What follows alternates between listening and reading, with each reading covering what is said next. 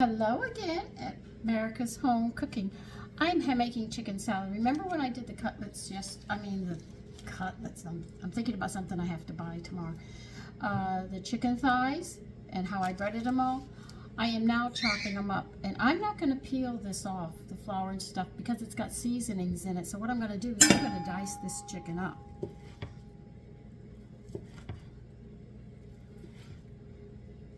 And today I went to the store and I found something I wasn't looking for. I was minding my own business, and this just came and slapped me in the face. I'll have to show you.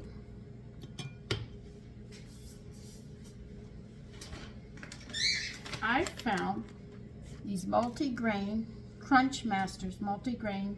It's made with sea salt. But I went and checked it out. I figured it would be good to go with this. It's made with brown rice flour, which I use. Whole grain yellow cornmeal, I use. Sesame seeds, I use. Olive oil, I use. Sugar, I use. Flaxseed, I use. Oat fire, I eat oat cereal, no problem. Sea salt and potato starch. I use all of this. No preservatives in here. I am so happy. So this is what I bought, and I'm hoping they'll go well with the chicken salad today. But I was minding my own business, picking up roast beef and a horseradish cheddar, and all of a sudden, ding, ding, ding, it's calling me over there. And I said, no, I'm not going to look over there. And sure enough, right there, boom, right up on the shelf, and it got my attention. Now, when you chop this chicken up, you really have to chop it quite fine. I'll show you. Okay, as you can see, I'm cutting little thin strips, and I'm going to dice it up. And what I'm going to put with this is, so remember those extra strawberries I said I was going to have today? I'm going to do that, and I am going to boil some eggs. I figured I'm going to make a green salad, spring salad, and I have some dressing left over. And I'll put some dressing on it and toss it and make a bed with that and put this in the middle of the plate. You getting my ideas of what I'm doing? I don't know what I'm going to use. We have 4 thighs left. Maybe 2 might be enough because these are heavy. So you know there's more than 25 grams here. So you don't have to really worry. I'm always talking about protein and stuff. Now, most people say the egg white has protein, the yolk doesn't. It's the whole egg that has protein. Now, if you worry about the cholesterol, if your hens run with the roosters, and they have their little intimate areas where they take care of business, as we say, they produce lecithin in those eggs. So there's no high cholesterol in it. So you need your chickens to run with those little roosters and keep them, let's say, happy. I'm being polite, but I think you all get the gist of what I'm saying. So see, if you just eat the eggs, they don't run, and you just have chickens and you don't have the rooster, every time you have eggs, it has a high cholesterol in it. And a lot of the eggs that we get today in the store, they don't allow the hens to roam with their roosters, or I should say the roosters with the hens, to make sure that we're healthier. These are little things and tricks that they do, and the food is not as healthy as it should be for us to eat. I remember when I was little, their big thing was heart attacks. They figured everybody was going to die of a heart attack. If they felt it'd be great if they could just stop that. And then everything else comes cropping out. You had to get polio shots and this and that. Oh yeah, I grew up with all that.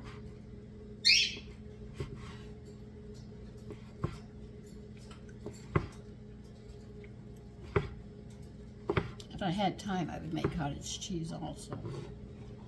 I don't have time to do that, so I think I'm going to need 3 thighs.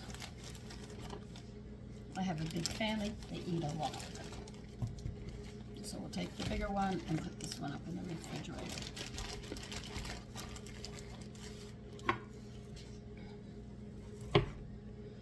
So where you get your eggs is very, very important. Do remember that. And if you can't, well, you know you're going to have to use lecithin to help you keep from getting a high cholesterol. I need a toothpick.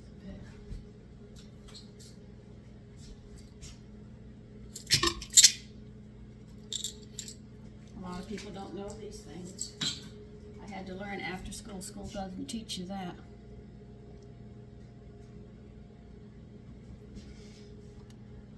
So much is left out. But they want to teach you sex education.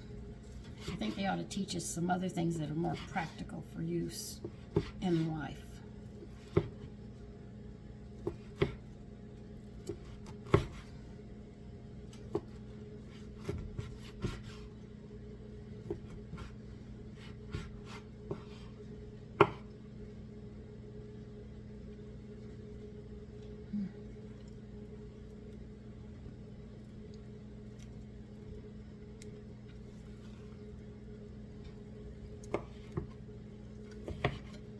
So I shouldn't have to add a lot of seasonings to this chicken salad because it already has a lot of seasonings in it. Some people say if they're going to have a chicken salad, they go and boil chicken. Cool the chicken, then they make chicken salad. I sit there and say, shoot.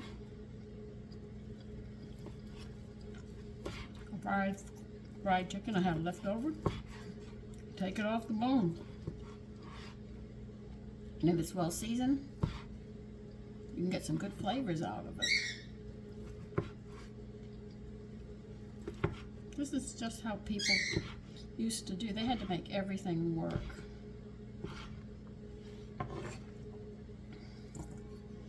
So I wish they would have chickens, hens run with the roosters, and sell those eggs. Another thing is eggs do not have to be stored in the refrigerator. If you have your own chickens, they have a protective coating over them. But the ones you get in the store, what they do is they wash that coating off. And then you end up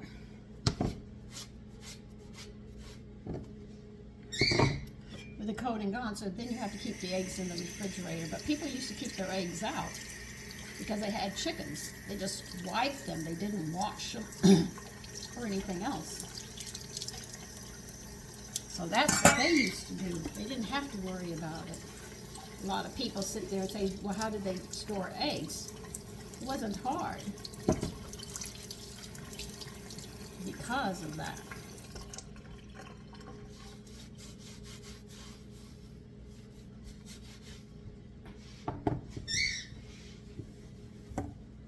My grandmother had chickens. She was good at it too, man. She'd go and feed them. If we were going to have fried chicken, while she was feeding them, she'd just grab one and whip the neck and stick it in her arm and continue feeding. Birds didn't even know what hit them. She was fast. My grandmother was very fast. She was very good at that. Let's put a red onion in it to be different with some scallions.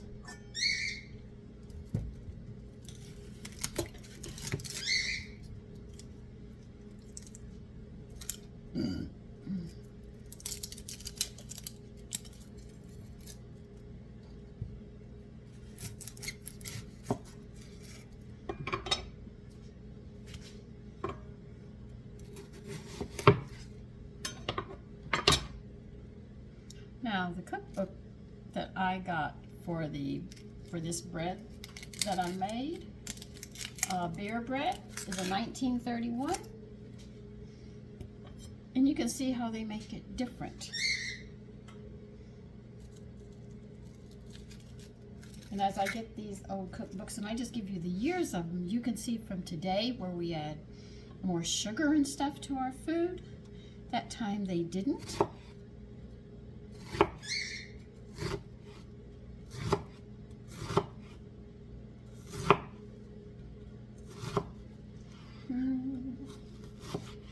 So things are always always different. If I try to find an up-to-date cookbook, Barnes and Noble, no, the Book of the Month Club used to have a cookbook club. I don't know what happened to it. They had such excellent cookbooks there. And they said they don't know if they're going to start that up again. And I said, why? It was really good. You know, you could get some real cookbooks there. But to get the older cookbooks, you have to search. And you really have to look, and they're not too willing to give those up. I had to wait 2 years just to get my grandmother's chicken and dumplings. To find that recipe. So when you get some of these old recipes, you hold on to them, because that's history there. Like, I was shocked to find out, and I have to admit, I was totally shocked to find out that in the Roman days, while they're conquering the world, they had cheesecakes and they had ice cream. They did it different than what we have today. Today they have ice cream machines and everything else. And the one I did is from an old cookbook, and I made strawberry vanilla, and it's made with a custard, and then you put it together.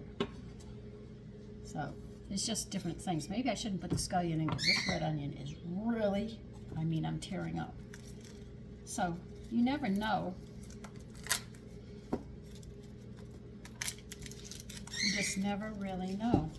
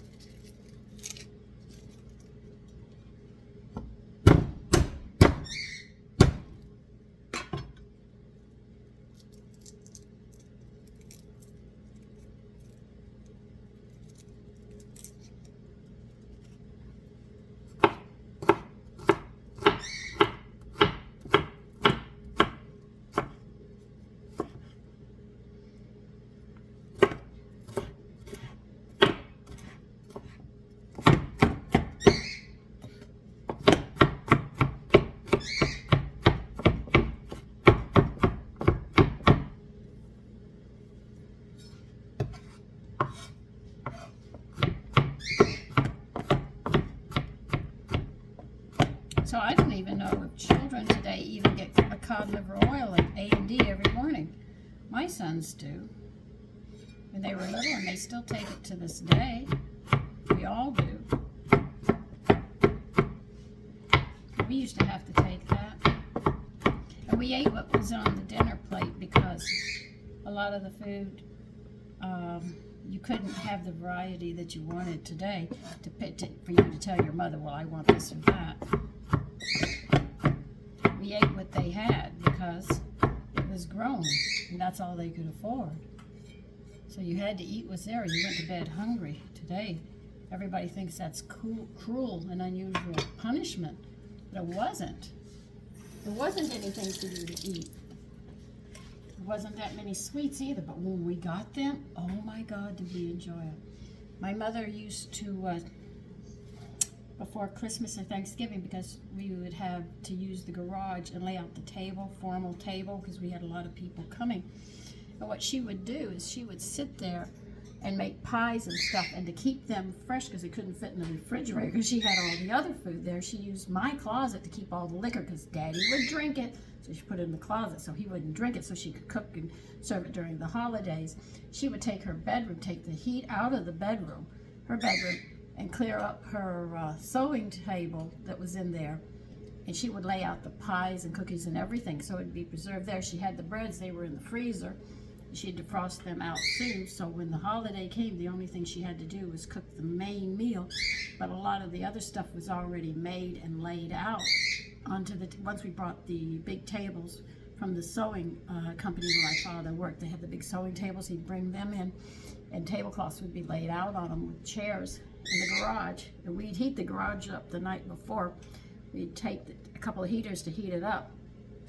She'd cover the washer, the dryer, the hot water heater in the freezer and lay everything out like that. And then she'd pull everything out that she'd been storing. The bread would come out the night before so it could defrost. And she had the cutting boards and the serving. The tables were set. She had already started the onion soup. She only had, I hated that onion soup. Anyway, she did it.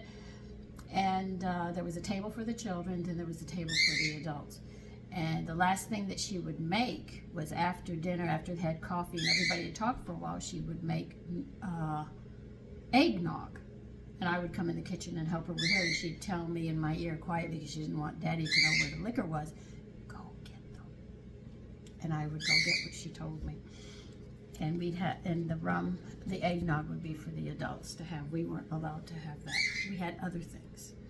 That's what Christmas and the holidays used to be. Everything was hidden. You know, we had to do things differently, but today you can go shopping the day before. They've already got the breads, they've already had the sweets, they've got everything laid out. You just buy it and lay it out. But it's all bought. It doesn't have the homeness of it, I guess. Anyway, let me get the other stuff. Now tomorrow's Monday. I have to go to a butcher because I was looking for most people know veal cutlets, but the Germans make a pork cutlet. I thought the store I went to, ShopRite, would definitely have, if not the veal, they would have the pork cutlets and they would do it. And they say, no, they don't do it at all. I'm chopping some parsley and celery up.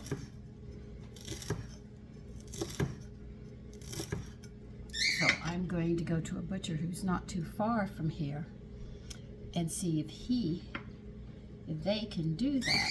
And I'm also going to buy the stuff to make. Remember when I said my mother used to make breakfast patties? Well, I found the recipe in my 1931 cookbook. Thank you. A girlfriend got it for me, gave it to me. I was elated. Oh my God. She does not know how happy she made me. And I am going to show you how to make your own breakfast sausages. You buy them in the store, right? They're already made. They have preservatives and stuff in it. When you make them yourself, you know you're not putting any preservatives in them. They're easy, and we used to have them as patties in the morning, little patties with our eggs and stuff, and not little link sausages. So the link sausages, that is their cute little way of doing things. But see, all these skills are being lost at a fast rate. And women are depending upon the machines and everybody doing their work for them in the kitchen.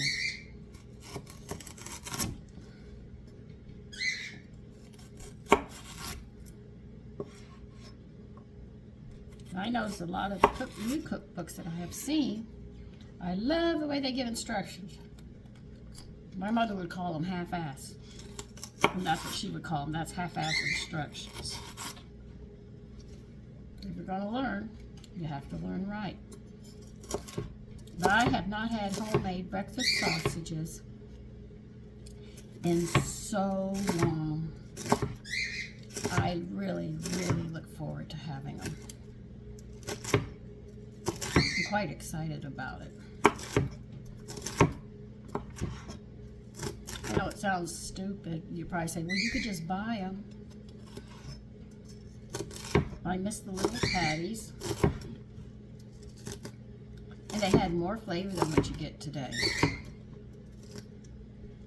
They're cutting back on the seasonings. You can see the seasoned salt. Mine is rich. Same thing they do, but they add more salt to it. And they put less of the seasonings in it. When you put those seasonings in there, you taste the difference. That's what the chicken is, seasoned salt that I made the proper way.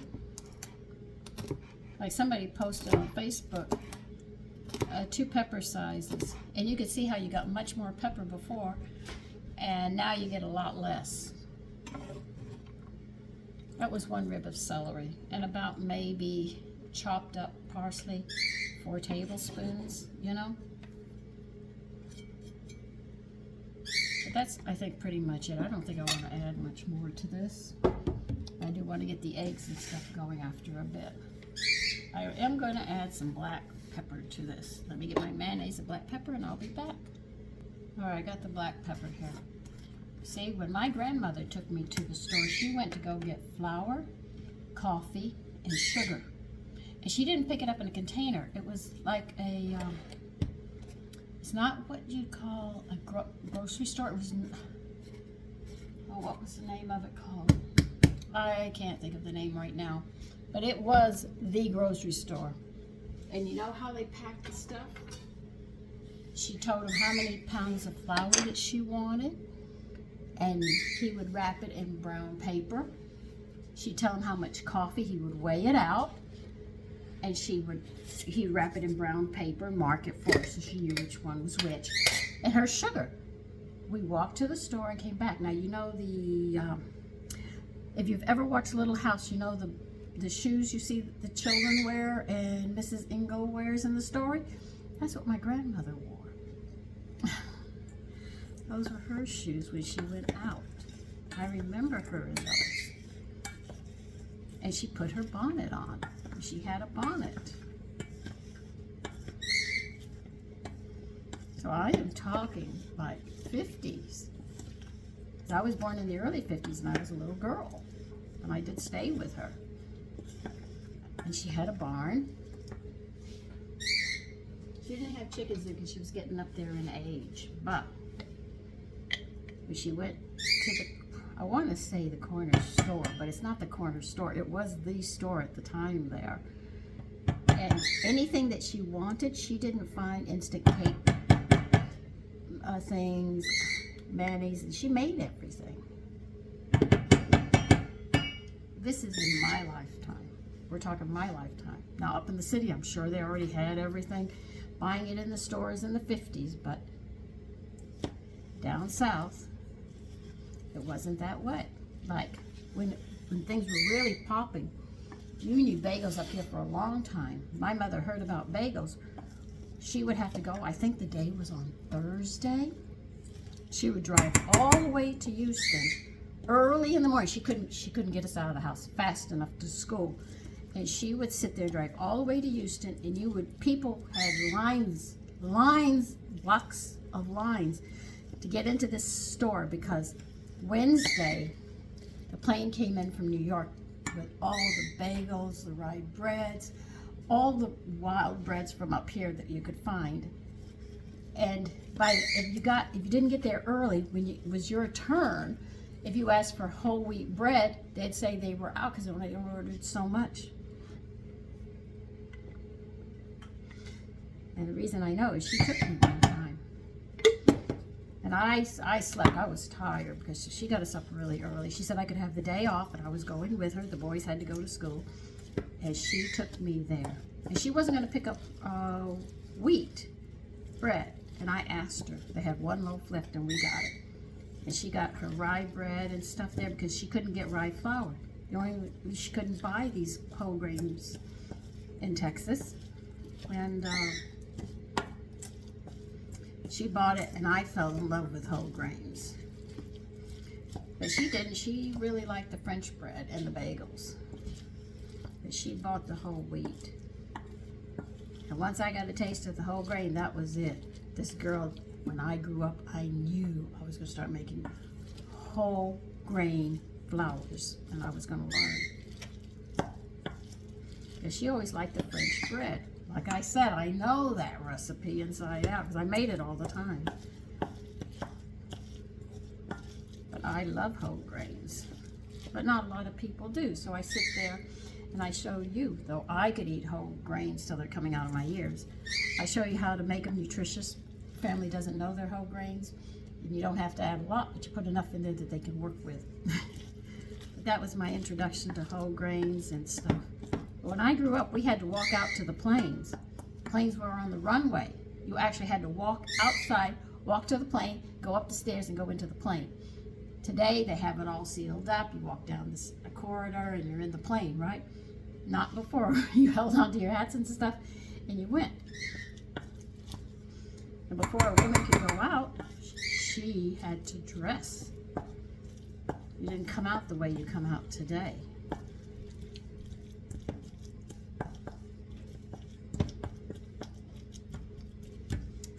I made my chicken salad. Yay!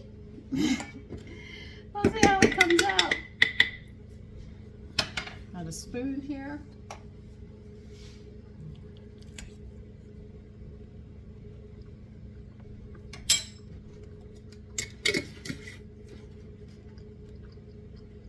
Salt.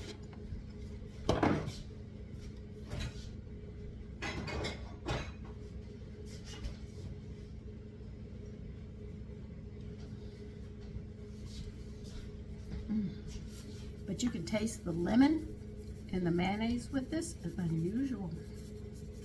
And it tastes good, so I'm not going to complain.